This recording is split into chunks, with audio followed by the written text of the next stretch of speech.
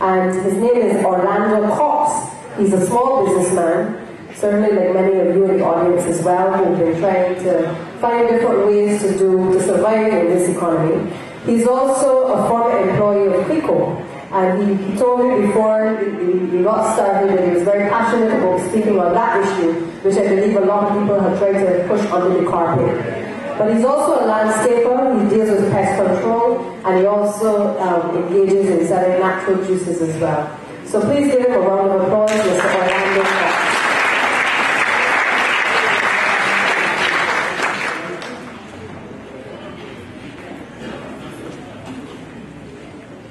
A pleasant evening to everybody. Like everybody else, I walk with documents, but because of ears and sight, I have to see from the head and the heart.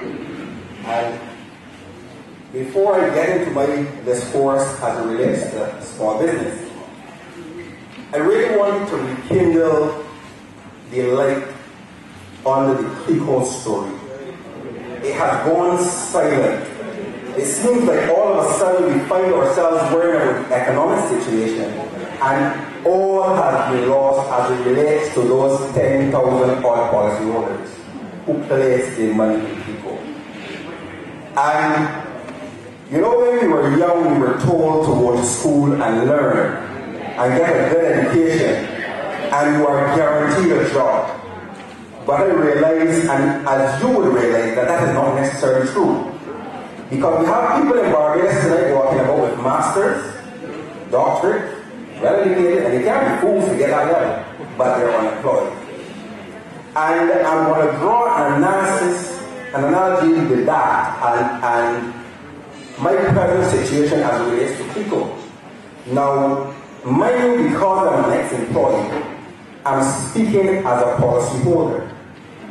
And I have never met Ms. Fowler. I never joined the association because as it relates to Clico, I had people that I would work there with for 20 years who were my friends. And although I had a big state issue to learn in a minute about, I said I would let this thing play out. And I heard two prime ministers and a minister of finance, their heavyweights, say to you and to the country that all is well as it relates to people. Now, let me give you a little background about me. I'm the last of 6 boys to a poor lady who was a hawker and a gentleman who was a porter, still living, mother died. And I was privileged, and I use the word privilege to say to you tonight that I went to school there first. Right? But it has made me all the more a man and stronger. But you know what? I endeavored in my heart that my children would not have to do what I did because times are different. Now, I draw the analysis to say to you that working at Clico and also being a policyholder and having some money to invest, because I always believe in preparing for a rainy day. And I want to say to all of you tonight that come here for hope, you are your own biggest responsibility. You may come here for hope, but I want to say to you tonight that you owe it to yourself to look out for you and your family and do it in a fair way. But I would have gotten some money when I parked in Clico in 2005. And because it was money that I was looking to deal with in my future, I reinvested that money into the company. I didn't put it in that fancy thing that they call the EFA, which is causing the problem. Because as a humble employee, I warned them not to go that route. But I was a small fry. And my words came to pass years after, when I went belly up. My investments would have been sound investments, as I thought. Right? So here it is that you find a man poor, looking to look after his family, invest in excess of $100,000 in the company, which 2 prime ministers and minister of finance don't say, and today you were hearing nothing about that. No, I've never met Ms. Fowler, as I said to you, and I didn't join that organization. But I think that my silence was long enough to give the powers that be in the government, in the minds of people and whoever, to try to get their problem solved. But here's the first thing that went wrong. The leader of the opposition asked for judicial management, and that was all well and fine. I agree with that. But if you are, and I want you to talk to me now, if you are into farming, and you are going to have the plan to plant the whole of this area in food, who are you going to search for to help you? A farmer. Now you appoint judicial managers all from a financial institution. No insurance experts at all you found it fit to place on that judicial management team that could lend an idea and understand insurance, right? That would be able to deal with that story. Let me tell you what has happened.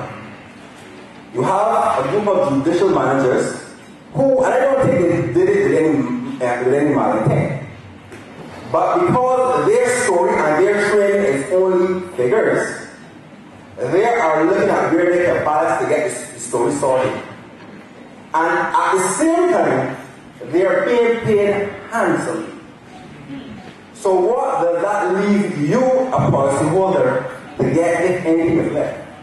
Now I'm going to say to you, I don't sit down and think about it, because those are things that send people mad. And I said as long as they have life, I'm sure life goes on, and the Lord will deal with that. But on the same breath, where you see a situation where some person's livelihood and life savings can be taken from them, here's what you have to contrast that with. You have to contrast that with some politicians that say to you, there will be no layoffs in this country. There will be no privatization in this country. And politicians will put a political punch. I don't have a problem with that. That's politics. But when you can come to people and blatantly lie, then you know the situation is totally different from what you say. No, I have a big problem with that. And let me tell you what is happening now, if you all don't understand. You are saying to me that these things were good because you wanted to win an election, because there's something called a pension. And you're all here to talk about pension, but you really don't understand it. I manage pensions, let me tell you about it, right? Let me explain the government pensions at the point. You have a case where if these fellows get 3 years or 2 terms, here's what will happen to you. Right now you hear a lady just came here and said her job was gone. A lot of us sacrifice to run our business to feed our families. Here's what's going to happen. Okay? If they get pensionable time for the remainder of their lives, they have a handsome monthly salary. And a lot of them are professionals' money. They don't have to drive a stroke for the balance of their life. For the fellow that have the full pension, he's going to get about $8,000 a month. 12 is 96. 10 years, $960,000. $40,000 short of $1 million in 10 and a half years. And you sucking sauce. I don't have a problem with a fellow getting the pension that he deserves. But when you come and tell the people life to get a pension, your future is secured and people are suffering, there's something fundamentally wrong with that. I am saying to the government today, to be poor. I am a poor boy. I need to get my money. I have a daughter in England. I have the same pounds in England every month. And you can't get it strong enough that you got to pay. When I was saving them, they strong. Now you got 7 pounds in England every month. Is that 326? And I have the same pounds to educate my daughter. It isn't every day a poor person can be able to say, well, I can afford to lose $100,000 in change. So I need to know about my investments. I need to hear from, I cannot stop saying I'll see today. But I need to hear from Del Store, and I need to hear from Christopher Sigler. Because your pensions are short. I want to know about my pensions that I reinvested and you tell me was short. I believe in protest, but I believe in peaceful protest. I will never use the violence. My tongue may be like a patlas, but I will never use the violence. on the second note of which I come to speak to you on, which is my pet area, would have been a small business. Now, one of the things that Sandy didn't mention, I didn't tell her, and that is not purposely, it's just I didn't remember, that I also do property management. I manage some properties from clients overseas. And as a small businessman in Barbados today, and I want to, and as I speak all the time, I want to reiterate in your mind all the time, you come here for hope, but you need to be responsible for yourself. You may ask for help, but tell yourself that I'm going to do everything within my power to help myself. Then that fails, then ask for a lending hand. And from time to time, all of us will ask for a lending hand. But I want to get it in your head. Try to help yourself. And when you help yourself, you can tell anybody anything. And I was in Clico, and you all heard the histories about Clico's management. But I told them like this because I went there to do one thing, a job. And they can do it very, very good. And he always used to tell them, when they're saying things, man, let me get you story. Let me talk from my heart. Had I followed the line, right, I would have been one of the fellas who would have been driving the Mercedes and the vice president. But I made a conscious decision, that I am not going to get involved in no measures that is going to mean suppressing people who are working hard. And so I could have choose not to be there. I could have been like I want a Mercedes because the reality is not to park a little bright. A little bright. And I chose not to do that because you know what? I have to live with my conscience. I have family and I have children. And I tell you straight, I not getting with you all to fear about children. So when I speak out, it was like that cost me is a benefit. No, but I do not like injustice. Right? Now I chose the line to walk straight, but I'll tell you something. I saw people get divided, and I saw people step aside from their morals. And I'll tell you something. The same person who he and I hardly get along, who was the president, whenever he sees me now, he's asking Mr. Cox, how is your business going? How are you doing? And I'm telling him, I'm Mr. Paris. But you know why that is? Because I never moved from my principle, even if it knew risky tools on my job. And I would always tell him, sir, when you already confirmed I can live. I was living before I come here, I can live after I left 2005 and I still live. But what I want to say to you that you need to respect yourself, you need to stay true to people. And I tell you, no matter how tough it is, life will come in your way. And as I said, I made a conscious decision not to follow the line to unfair about children. Because I know we have children coming, and I don't want nobody to unfair them. Not saying they get unfair, but I know that every throw, and you reap havoc, they're coming back to your house. They're coming back to your house. On to small business. As Sandy would have said to you, and I would have said to you, I do some small business, landscaping, natural resources, pest control, property management. And I diversified my businesses because I realized that things are seasonal. And I started, when I was actually, I was doing landscaping part-time. So patiently driving from White Park Road. By the time I get through, by Greenfield, by my man, boss 6, Costume Street, the only thing I didn't have changed was my boots. So I was driving and changing my clothes because I did a lawn before work and a lawn after. Sounds interesting, right?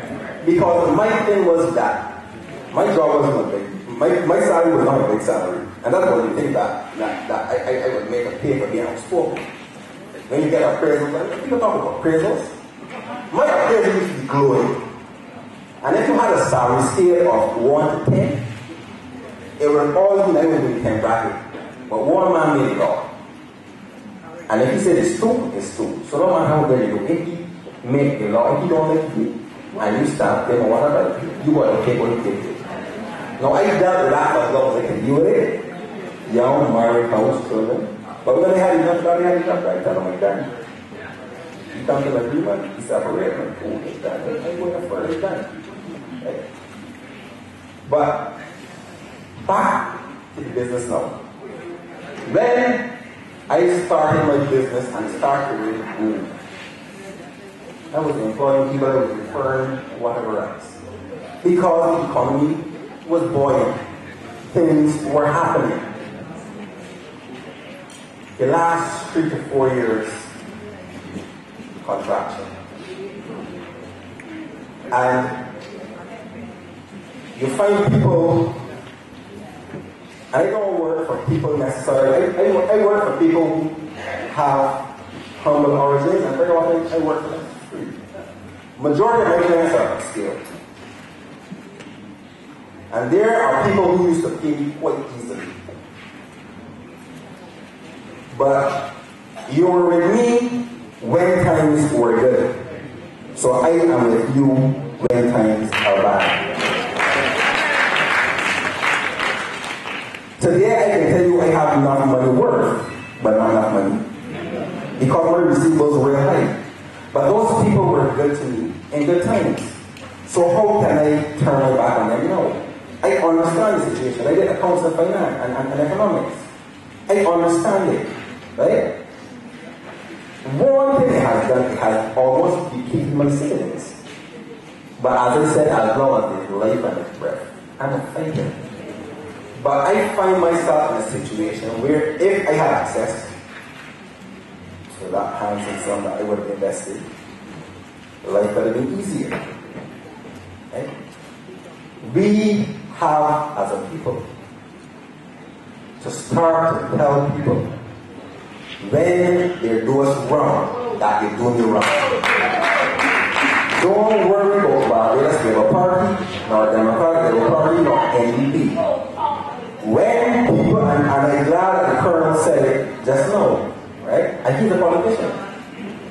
When people do you wrong, rise up against them.